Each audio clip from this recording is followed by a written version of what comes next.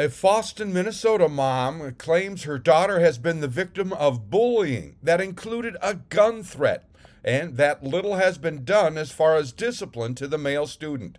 Sheena Winter says her daughter was already suffering emotional problems, and now she's hospitalized.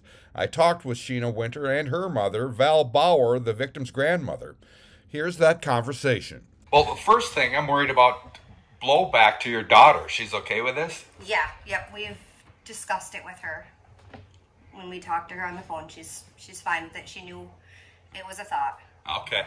So tell folks what's going on. What happened? So since the beginning of the school year, I would say like 2 weeks in maybe, she's been bullied by a specific kid. There's been ongoing bullying. We've been, the school has been informed. The police department's been informed. This kid has done things like he has called her, a faggot. He has called her a gay wad, an idiot. The most recent one, he used his hand like a gun and said he was gonna shoot her in the head. If she didn't kill herself. Yeah, if she didn't kill herself.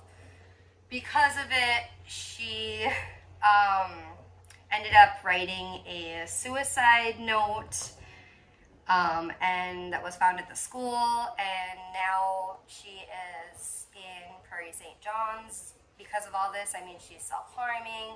Nothing has been done with the kid besides talking to him. All right. So what do you think should happen? Do you think the kid should be out of school? I think he definitely needs to be, handbook, he should be expelled. This is beyond bullying. Right now, it's to the point it's threatening her life, and it's affecting her life. She's out of school now. She's, Okay. It's affecting everything. What has the school told you? So both parents have been going to the school, and the last time when the dad went to the school, the school counselor walked in even and said, "Oh, they're doing it to your other daughter too," and that he had done the whole gun thing to the other daughter. So it's not just one kid at school that's being harassed, and this is the same kid is harassing other kids. And the one little girl is struggling with her own identity, sexual identity, and the school has to have policies in place to protect that child based on her gender, whatever her choices are, and they're not doing it. And when it affects the education of a child, we're getting into legal stuff that's going on. And the school, when Sheena went back there and tried to find out what was going on, she was told he was talked to, but he was still walking the halls while one child sits in the hospital. All right.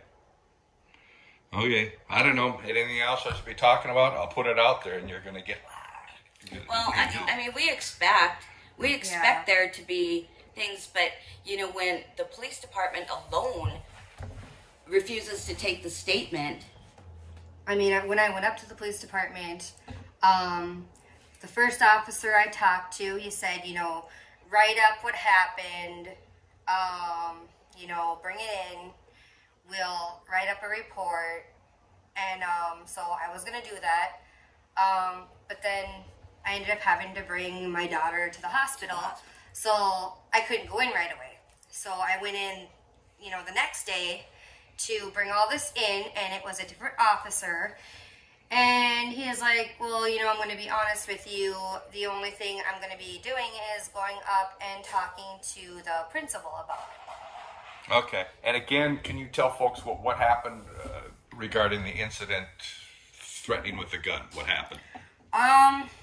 Basically, he just walked up to our one daughter the first time, and then our foster daughter the second time, and he put his hand up like this and said, "I'm going to shoot you in the head." It's going to blow a hole in your head and kill you if you don't kill yourself first. Yeah. And then he proceeded to call them, what were the names? Faggot, gay wad.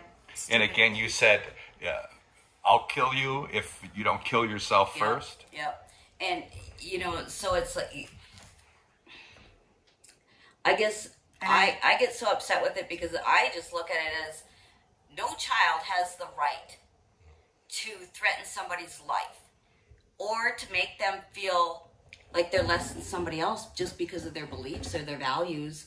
It just, And I mean, it really affected her. In parts of her note, she wrote, you know, I'm sorry that I'm a faggot. I'm sorry, I'm so annoying.